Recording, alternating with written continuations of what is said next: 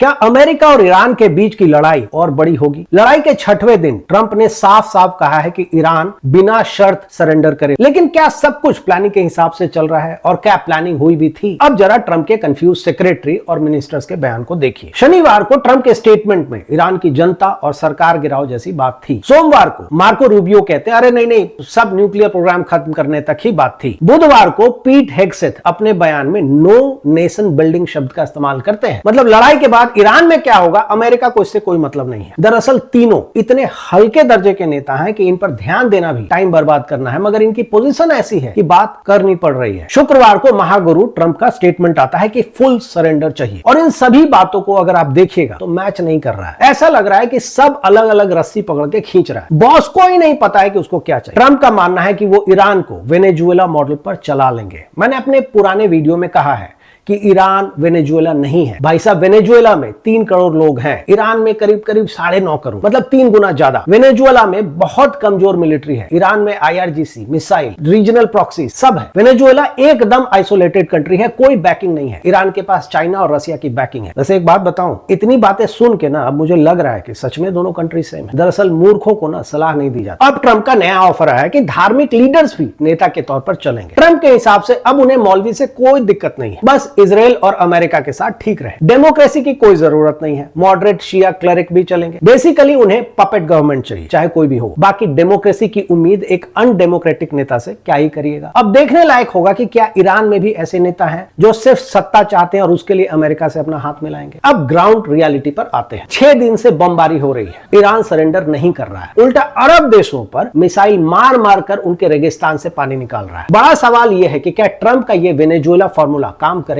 या ये अगला अफगानिस्तान बनाएगा? और ट्रंप का प्लान क्या सच में रियलिस्टिक है या बस एक ख्वाब? कमेंट्स में इस आसान सवाल का जवाब दीजिए और हमारे चैनल से जुड़िए।